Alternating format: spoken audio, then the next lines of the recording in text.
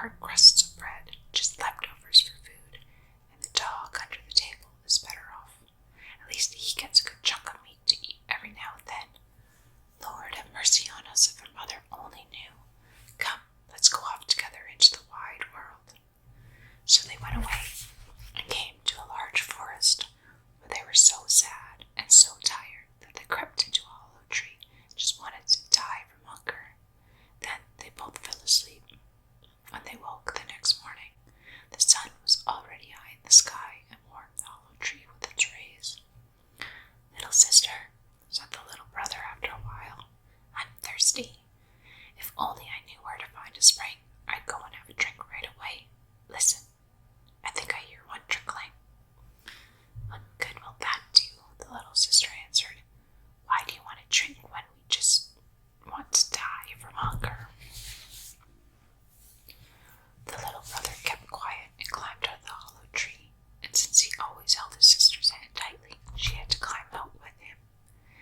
Now their evil stepmother was a witch, and when she had noticed that the two children had left, she followed them and caused a clear little stream near the tree to trickle from some rocks and form a spring. The trickling spring was intended to lure the children and make their mouths water, but whoever drank from the spring would be changed into a little fawn. The little brother soon came to the spring with his sister, and when he saw the glittering water trickle over the stones into the spring, his thirst became even greater, and he wanted to drink some of the water. However, the little sister was fearful. She thought she heard the spring speak to her as it trickled. Whoever drinks me will be changed into a fawn. Whoever drinks me will be changed into a fawn. So she begged her little brother not to drink of the water. I don't hear anything, said the little brother. I just hear how lovely the water is trickling. Let me go. Upon saying this, he lay down on the ground, leaned over, and drank, and as soon as he felt the first drop of water on his lips, he was changed into a little fawn sitting beside the spring. The little sister wept and wept. However, the witch was angry that she hadn't been able to lure the little sister to drink the water as well. After the girl wept for 3 days, she stood up, gathered some bulrushes, and wove them into a soft rope. Then she attached it to the little fawn and led him with her. She looked for a cave, and when she found one, she carried moss and foliage inside and made a soft bed for him. The next morning, she went out with the fawn to a place with tender grass, and there she gathered the most beautiful grass, which he ate out of her hand. The fawn was delighted and romped about on the hills. In the evening, when the little sister was tired, she laid her head on the back of the fawn. It was her pillow, and this is how she fell asleep. If only her brother could have retained his human form, it would have been a wonderful life. For many years they lived like this in the forest. Then, one day, the king went out on a hunt, and when he became lost, he stumbled upon the maiden with the little animal in the forest and was amazed by her beauty. He lifted her up onto his horse and took her with him, while the fawn, attached by the rope, ran alongside. At the royal court, the maiden was treated with honor. Beautiful young women had to serve her, but she herself was more beautiful than any of the other ladies. She never let the fawn out of her sight, and she tended him with care. Shortly after her arrival, the queen mother died, and the king wed the sister, and they lived together in great joy. However, the stepmother had heard about the good fortune of the poor little sister. She had thought that the maiden had long since been torn to pieces by wild beasts, but they had never done anything to her. Indeed, the maiden was now the queen of the realm. The witch was so angry about this that she could only think of some way she might ruin the queen's happiness. When the queen gave birth to a handsome prince the next year, and the king was out hunting, the witch appeared in the form of a chambermaid and entered the room where the queen was recovering from the birth. The bath has been prepared for you, she said. It will do you good and strengthen you. Come, before the water becomes too cold. The witch led the queen into the bathroom and locked the door behind her. Inside there was a brutally hot fire, and the beautiful queen was suffocating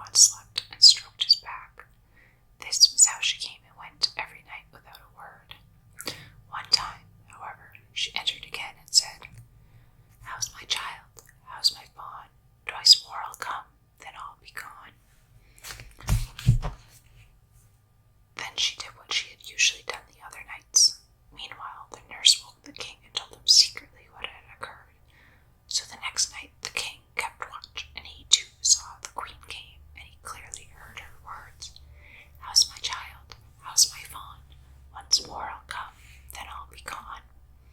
However, he didn't dare to speak to her. The following night he kept watch again, and the queen said, "How's my child? How's my fawn? There's no more time. Soon I'll be gone." The king could no longer restrain himself. He sprang forth and embraced her, and as soon as he touched her, she was restored to life, rosy, red, and well. The false queen was led into the forest where the wild beasts devoured her. The evil stepmother was burned at the stake, and as the fire consumed her, the fawn was transformed. Brother and sister were once again together and lived happily until the end of their days. Story 12. Rapunzel.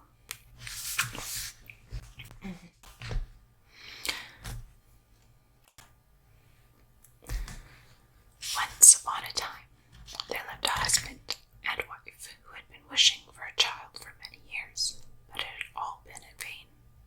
Finally, the woman became pregnant. Now, in the back of their house, the couple had a small window that overlooked a fairy's garden filled with all kinds of flowers and herbs, but nobody ever dared to enter it. One day, however, when the wife was standing at the window and looking down into the garden, she noticed a bed of wonderful Rapunzel. She had a great craving to eat some of the lettuce, and yet she knew that she couldn't get any, so she began to waste away and looked wretched. Her husband eventually became horrified and asked what was ailing her. "If I don't get any of that Rapunzel from the garden behind the house, I shall have to die." Her husband loved her very much and thought, no matter what it costs, you're going to get her some Rapunzel. So one evening he quickly climbed over the high wall into the garden, grabbed a handful of Rapunzel, and brought the lettuce to his wife. Then she immediately made a salad and ate it with great zest.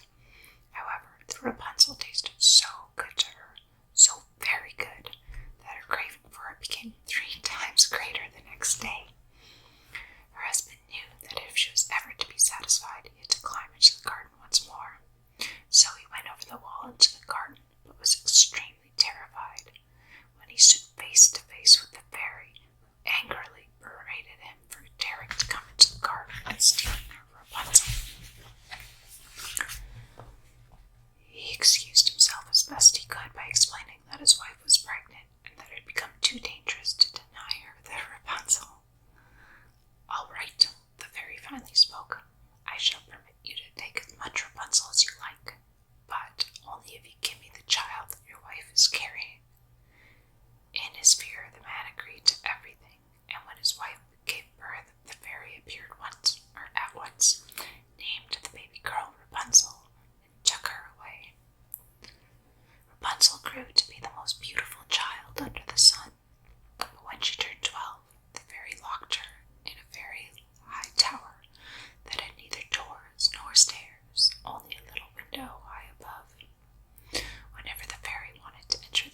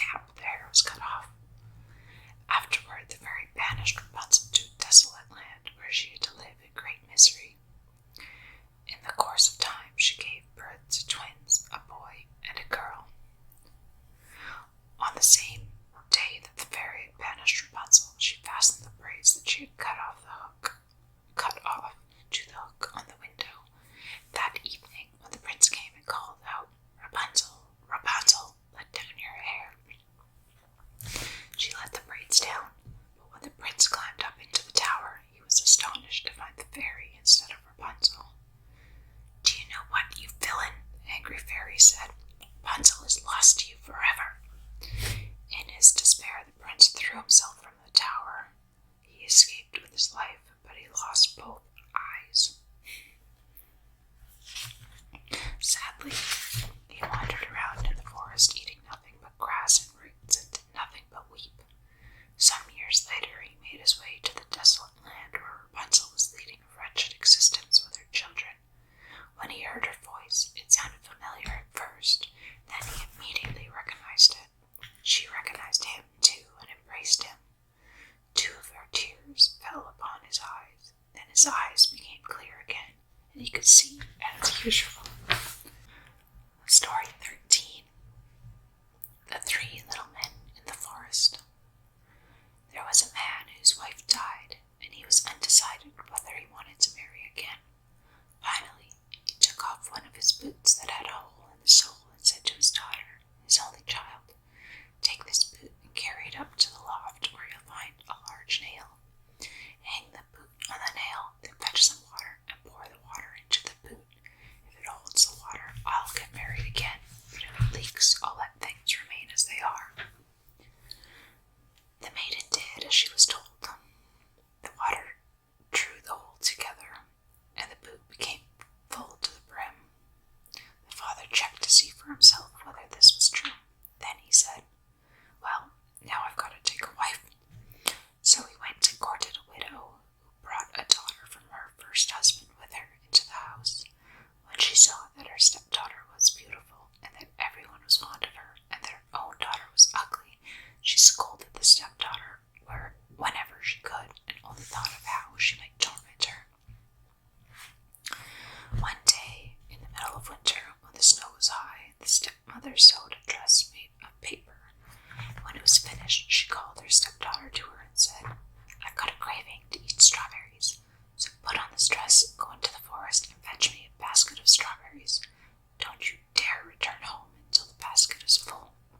The maiden wept bitter tears and said, "Strawberries don't grow in winter, and even if they were there, they'd be covered by the snow. How am I supposed to find them? It's so cold outside that my breath will freeze. How can I go out in a paper dress? The wind will blow right through the dress, and the thorns will tear it off my body." "Don't say one more word," the stepmother replied. "Get going and look for the strawberries." In her jealous heart, she thought that the maiden would freeze outside and never return. That's why she had made the thin paper dress. Since the maiden was obedient, she put on the paper dress and went out into the forest. There was nothing but snow, not even a blade of green grass. So she kept going, and when she reached the middle of the forest, she saw a small cottage and 3 little men looking out the window. She wished them a good day, and since she greeted them so politely, they asked her what she was looking for in the forest dressed in such a thin paper dress when it was winter time. "Oh," she answered, "I'm supposed to look for strawberries, and I'm not allowed to return home until I've gathered a basketful." The 3 little men responded, "Go behind our house and clear the snow away. Strawberries have been protected there and have grown. You'll find enough to fill your basket." The maiden thanked them and did as she was told. While she cleared away the snow and gathered the strawberries, the 3 little men began to talk among themselves.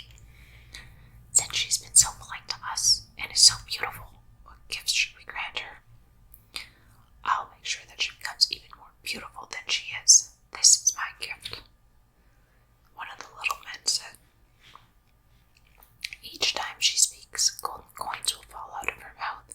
That will be my gift," said another one of the little men. "I'll grant her a king who will come and take her for his wife," the 3rd little man said. When the maiden came back to them, they bestowed their gifts on her, and when she wanted to thank them, golden coins fell out of her mouth. Then she went home, and the stepmother was astonished by the strawberries that she had brought with her, and was even more astonished when she saw the coins that fell from the girl's mouth. Shortly thereafter, a king came, took the maiden with him, and made her his wife. Now the mother thought about how she might provide her daughter with the same great fortune, so she sewed her a splendid fur coat and told her to go into the forest and ask the little men for a gift. But the men saw that she had a wicked heart, and instead of giving her good gifts, they gave her bad ones.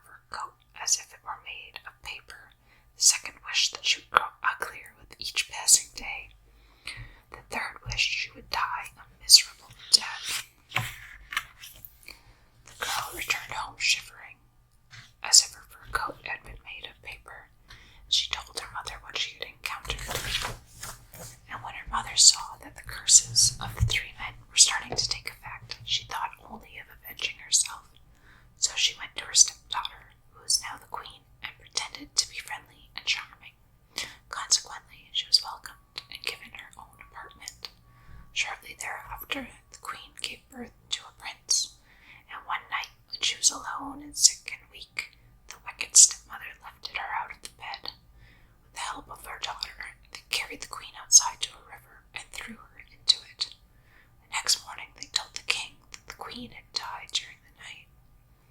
The following night, the kitchen boy saw a duck swimming through the drain into the kitchen and had asked, "Are all my guests now sound asleep?"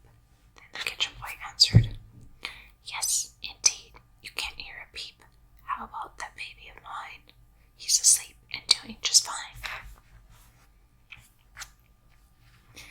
Then the duck assumed the shape of the queen, went upstairs, suckled and nursed the baby, plumped up his little bed, covered him, and returned to the drain where she swam away as a duck. This happened the next night too, and on the third night she said to the kitchen boy, "Go and tell the king to take his sword and swing it 3 times over my head on the threshold." The kitchen boy ran and told the king, and when he swung the sword 3 times, his wife appeared before him, alive and well. The duplicity of the stepmother and her daughter was now clear as day. They were cast into the forest to be devoured by wild animals.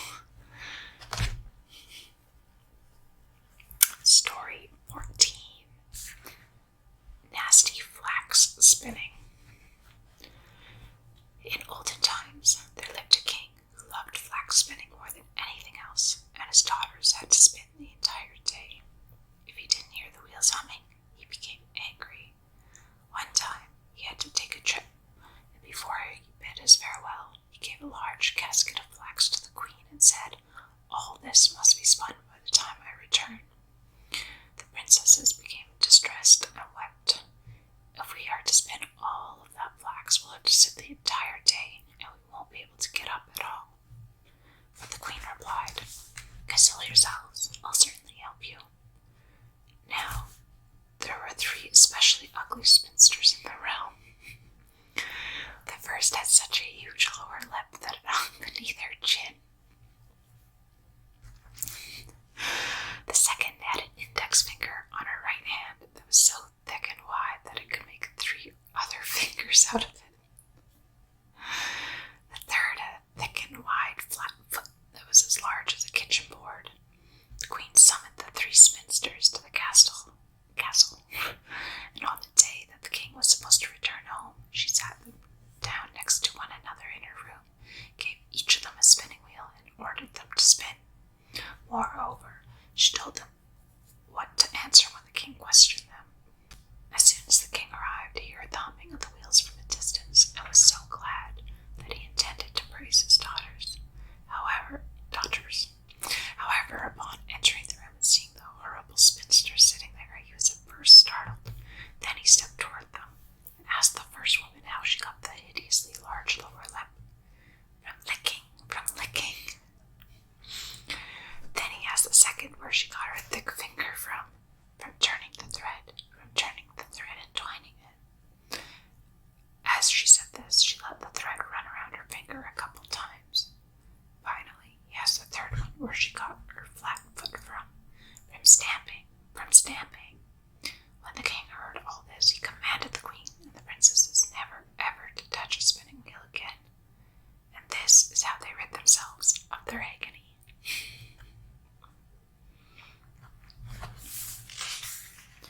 Okay, I think that's where I'm going to leave it for today. So we read 14 stories so far. Next one's Hansel and Gretel, so I'm excited. I've never read it. Thank you for listening.